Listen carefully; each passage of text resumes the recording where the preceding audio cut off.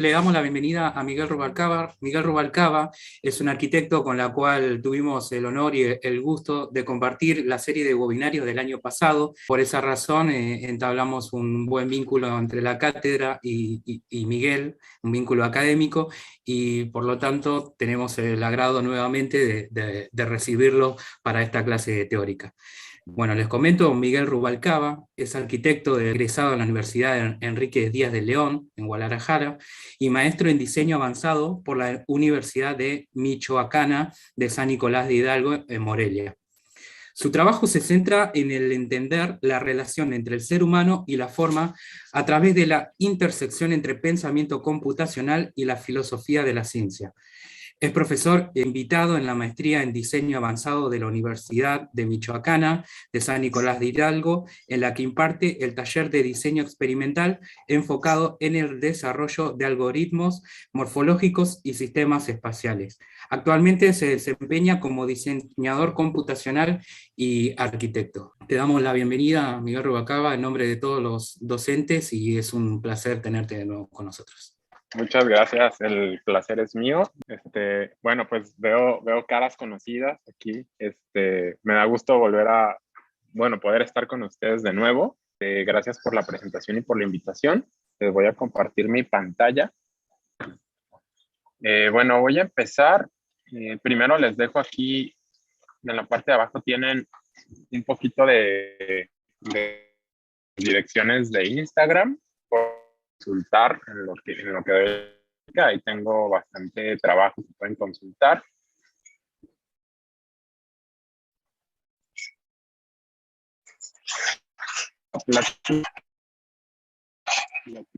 La forma. Zoom.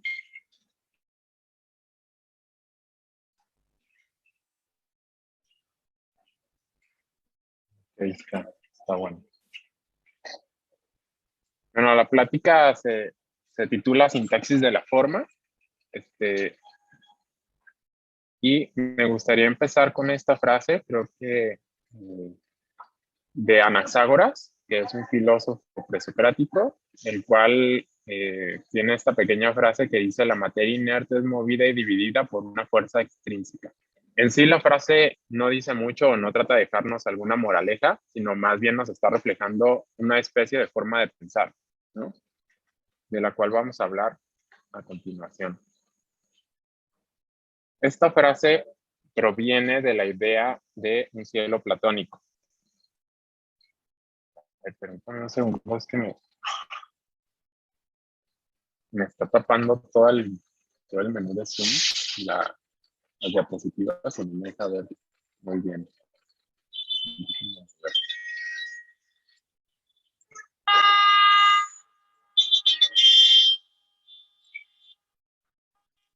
Bueno, esta frase se deriva de esta idea del cielo platónico, en el cual si nosotros como diseñadores o como seres humanos nos ponemos como un creador, estamos como en medio de dos mundos, ¿no? El mundo de las ideas y el mundo de la realidad o la materia, en el cual este proceso de pensamiento implica que para nosotros poder hacer una creación necesitamos una serie de operaciones que le vamos a imprimir a una materia que está inerte, que no se puede mover. O sea, la materia es, digamos así, inocente e inútil en un sentido muy filosófico, y de ahí surge una creación.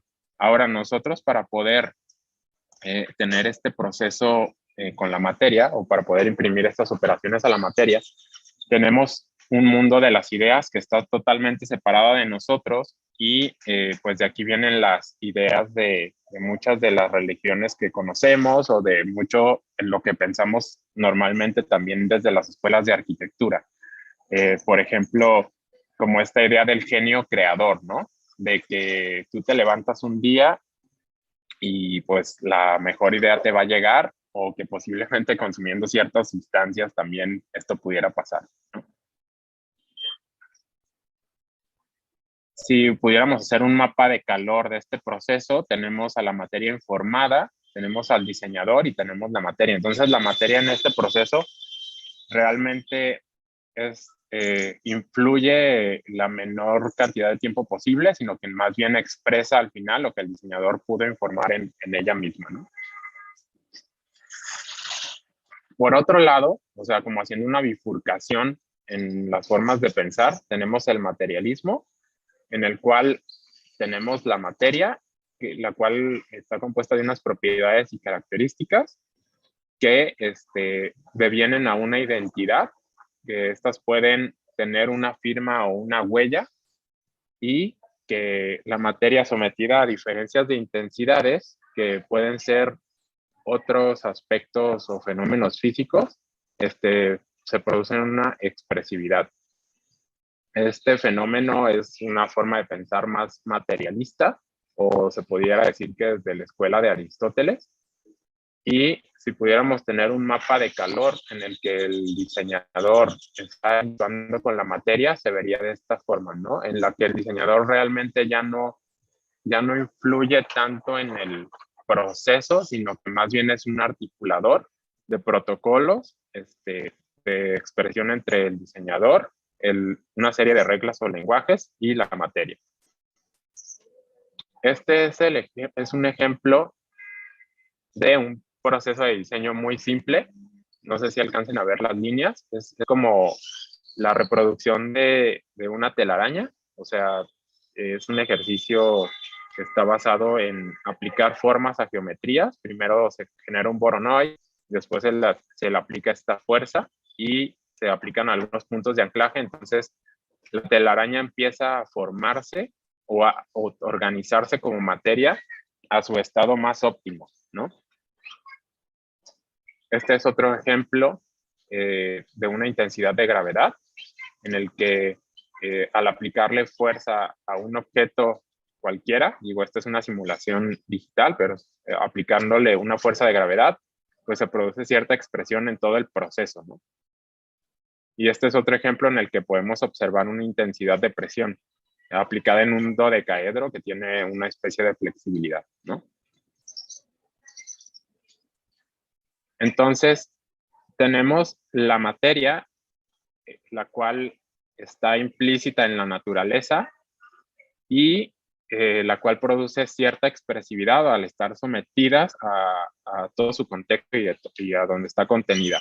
Ahora, el reto para nosotros como diseñadores es cómo nos aproximamos a estos procesos, ¿no? O sea, cómo nosotros como diseñadores podemos leer estos procesos o tener un diálogo con estos procesos para poder entenderlos. Y para esto surgen dos especies de aproximaciones. Una es una aproximación de la experiencia y otra una aproximación simbólica. Yo les voy a platicar en esta ocasión de la aproximación simbólica, que es un poco de lo que más trabajo. En este gráfico o en esta animación vemos el proceso de movimiento al poder alterar una superficie mediante una pequeña ecuación matemática, ¿no? Entonces tenemos una topografía base, la cual al poder leer sus datos o sus alturas y meterlas en un algoritmo, podemos mediante una pequeña ecuación y un pequeño movimiento producir este tipo de movimientos. O sea, de una topografía podemos crear miles, millones de topografías. Esta es otra superficie alterada, pero aquí estamos viendo el proceso de construcción de una pieza de impresión 3D, en donde de manera lineal se descompone el objeto y después empiezan a imprimir capa por capa, ¿no? Esta es otra topografía alterada, con un poquito menos de intensidad que la pasada, pero algo así también es el mismo ejercicio. Y este es otra superficie un poquito más ordenada, en la que se altera la distancia de un punto central, con senos y cosenos, y se produce lo que se podría decir observamos en el agua al caer una piedra, ¿no? Este goteo, estas ondulaciones perfectas que se van produciendo en el agua.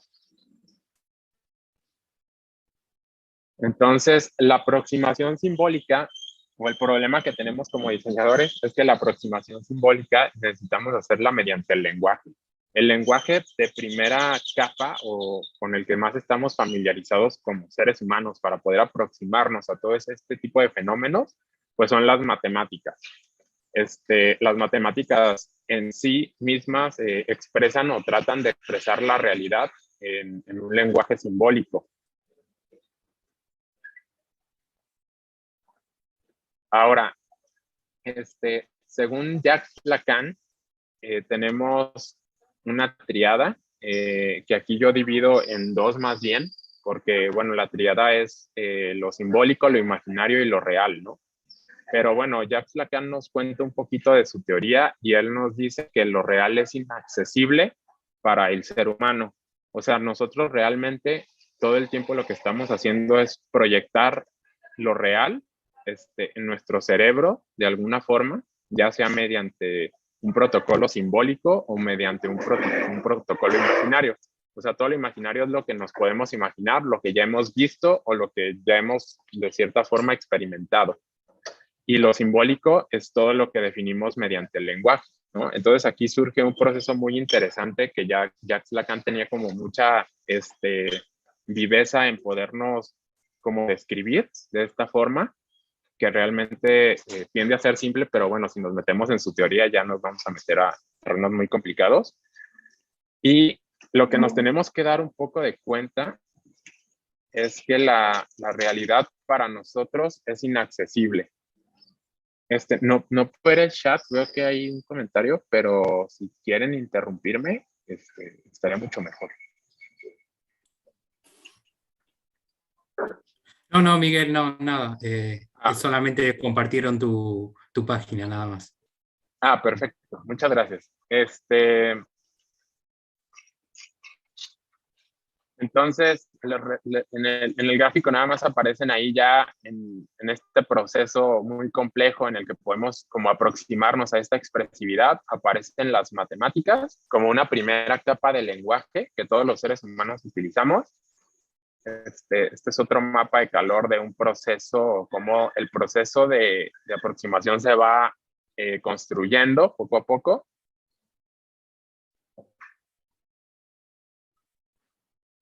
Y este es un ejemplo de cómo nosotros podemos trabajar con matemáticas un poco. Bueno, este es otro ejemplo. Aquí hay una expresión que se llama Voronoi, que es una fórmula matemática, la cual están viendo en la parte de abajo. Esta fórmula por sí sola, si nosotros la observamos pues como seres humanos, como diseñadores, si no tenemos conocimiento de matemáticas, pues realmente vamos a observar una especie de letras y símbolos que nos están queriendo decir algo, pero aquí lo interesante es cómo la computación nos permite acceder a estas operaciones y también nos permite acceder a la expresión geométrica de estas operaciones. O sea, nosotros podemos empezar a ver lo que esta realidad simbólica matemática nos está tratando de expresar, ¿no? Esta es, aquí no puse la expresión matemática, pero trabajo con vectores, en el que tenemos como dos campos vectoriales que se están atrayendo todo el tiempo y se están repeliendo al mismo tiempo, y pues nada más es como una pequeña animación de la expresión de este sistema. Bueno, entonces, recapitulando un poco, ya que llegamos al lenguaje matemático, otra capa del lenguaje que nos permite articular las matemáticas es la computación, o más bien una capacidad, porque la computación en sí es la capacidad de cómputo. ¿Y qué es la capacidad de cómputo? La capacidad de hacer una serie de operaciones matemáticas en determinado tiempo, ¿no? Conforme la tecnología va avanzando más y más y más, pues la capacidad de cómputo que tenemos como humanidad se va incrementando, pero al mismo tiempo, nosotros también nos vamos alejando un poco de de la realidad, pues, de la realidad de la que no podemos acceder. Y ahí es donde surge este problema, que es el problema de la indecibilidad, ¿no? En el que, bueno, este problema empieza a ser definido en primera instancia por un matemático que se llama Benoit Malebranche, que intentó medir la línea de la costa de la Gran Bretaña y primero empezó a definir la escala con la que la iba a medir. Fue un proceso muy arduo y al terminar de medir la línea de la costa con sus herramientas, se dio cuenta que la línea medía, supongamos, 4 kilómetros, pero también se dio cuenta de que había algunos segmentos de la línea de la costa a los que no podía acceder o que eran mucho más pequeños, entonces la escala con la que le estaba midiendo no le alcanzaba. Entonces decidió volver a medirla con una escala mucho menor. Y cuando lo hizo, la línea de la costa pues había duplicado su tamaño, ¿no? Desde aquí, desde este punto de vista, nos empezamos a acercar a una realidad que es recursiva, una realidad que entre más nos acercamos a ella, con nuestro lenguaje y con toda nuestra capacidad de cómputo, así tengamos computadoras cuánticas, la realidad más se aleja, o sea, tiene más capas de realidad, ¿no? Y se produce este problema o esta definición de la realidad de la recursividad y la resolución, en donde si observamos, por ejemplo, un copo de nieve que tiene una forma triangular, esta misma forma se va repitiendo y se va repitiendo hasta el infinito, ¿no? Este problema creo que sí lo tenemos más a la mano los arquitectos de la fractalidad, pero nosotros no pudiéramos haber observado o definido la recursividad sin un lenguaje matemático y sin una capacidad de cómputo, ¿no? Este es uno de los gráficos que Malebranche después empezaron a sacar con sus operaciones matemáticas de recursividad. Y bueno, les traje unas pequeñas animaciones. Bueno, estos más bien son ejemplos de esta recursividad. A ver, espérenme porque me regresó la presentación. Este es un ejercicio basado en una sola pieza que se va autoconectando por un sistema de base y dos ramas con diferentes expresiones. Creo que por aquí traigo la animación, igual ahorita se las pongo. Bueno, este es otro ejemplo de recursividad. Es otro ejercicio basado en un algoritmo que tiene un cubo que está conteniendo una población de puntos que están todos tienen asignado un sistema de colisiones y de movimiento en el cual cuando los puntos se empiezan a mover, empiezan a colisionar. Y en otra capa de este sistema tenemos como esta producción de cuadros, ¿no? Si observamos las esquinas, ahí es donde se empiezan a acumular los cuadros más pequeños, pero es un sistema de recursividad continuo de una forma como cubo, ¿no? Que se empieza a repetir a la n potencia. Y aquí están los ejemplos de esta expresividad que producen estos sistemas recursivos, en el que la misma pieza se autoconecta o se autoensambla y se van agregando piezas y el sistema mismo te va dando como diferentes expresiones, ¿no? Algo que es muy, muy similar a esto de los sistemas de agregación son los autómatas finitos, los cuales no traigo una animación en sí de estos sistemas, pero son, digamos, como este mismo sistema de agregación, pero un autómata finito, digamos que está definido por una serie de reglas en las cuales el autómata solamente puede guardar las reglas. O sea, solo puede tomar la decisión una sola vez, ¿no? Entonces él vive para tomar una decisión y después o muere o se queda estático. Entonces, este es un sistema de autómatas finitos, pero en 3 dimensiones, y aquí pues tenemos una pequeña ilustración o un pequeño escenario de cómo se vería si estuviéramos construyendo este tipo de sistemas, ¿no? Este mismo sistema, les voy a pasar un ejemplo de un proyecto aplicado o más bien como especulativo sobre lugar que es aquí muy famoso de la ciudad satélite en la Ciudad de México, que está abandonado, que es este centro comercial que pues fue construido aproximadamente en los 70 para una ciudad satélite, que esta ciudad era un suburbio mexicano muy importante, que pues el centro comercial al final ahorita no funciona, ¿no? Y es escenario como para videos musicales y ese tipo de cosas porque está en ruinas y tiene como unas capas de posmodernismo muy interesante porque fusiona como todo este concepto del Partenón, ¿no? Entonces, el ejercicio consiste en ver si podríamos usar este lugar para generar una ciudad autoorganizada mediante autómatas finitos.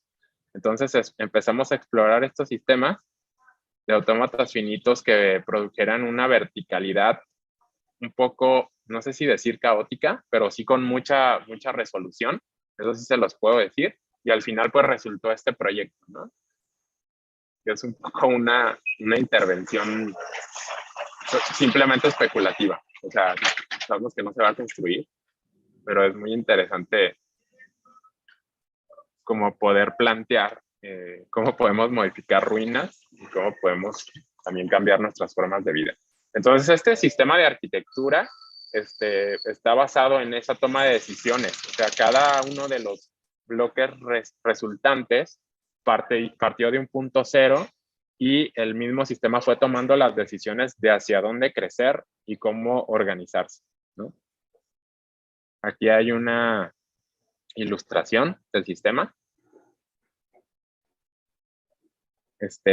Ahora vamos a hablar de paraboloides hiperbólicas. Creo que estamos todos más relacionados con este tipo de geometrías.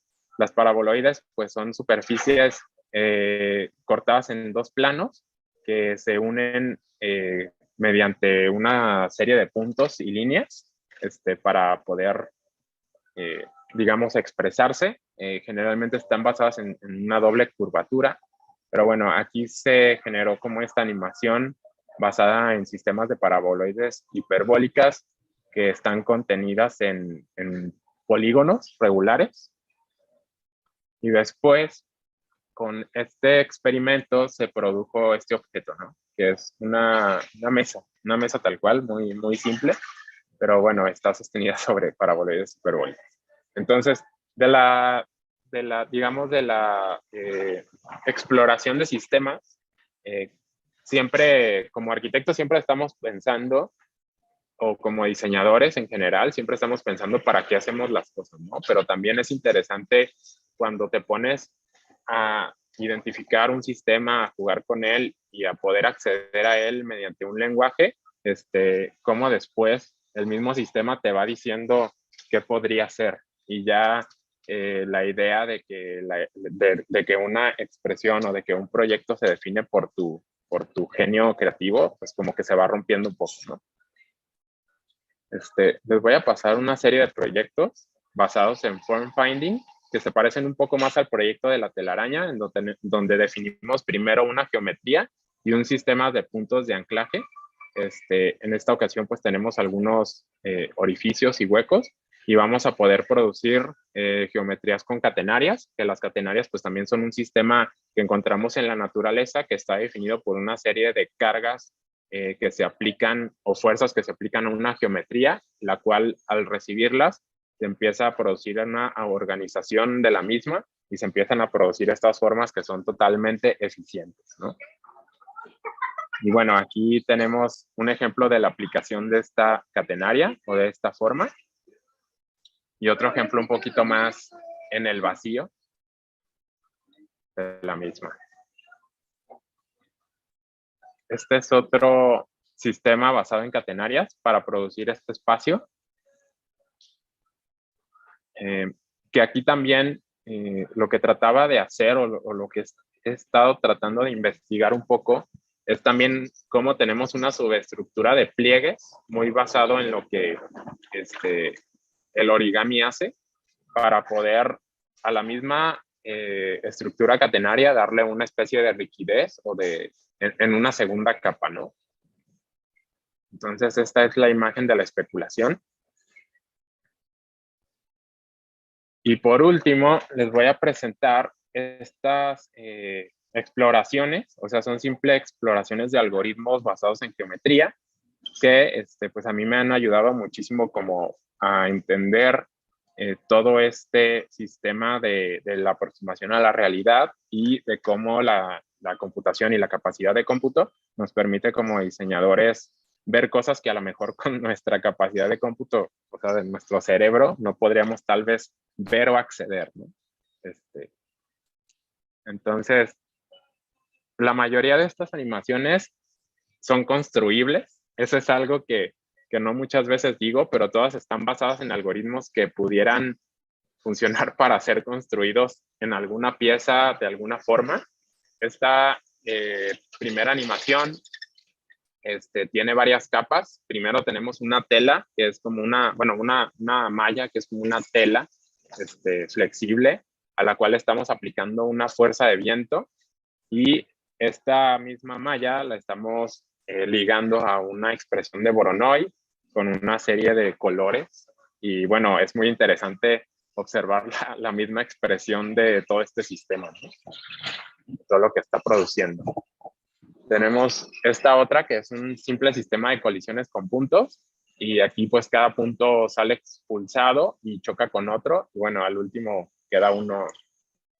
Esto es al azar, o sea, no fue planeado, pero bueno, ahí quedó uno solitario, ¿no? Bueno, traigo este poema de Mark Strand. Creo que ya se los había traído la vez pasada, pero pues me gustaría como leérselos de nuevo. Se llama Las cosas enteras, y dice así, ¿no? En un campo soy la ausencia de campo, siempre sucede así, donde quiera que esté soy aquello que falta. Bueno, donde quiera que esté soy aquello que falta. Si camino, parto el aire, mas siempre vuelve el aire a llenar los espacios donde mi cuerpo estuvo. Todos tenemos razones para movernos. Yo me muevo por mantener las cosas enteras. Que bueno, este poema para mí representa mucho de lo que la arquitectura es, ¿no? Actualmente, o en cierta expresión.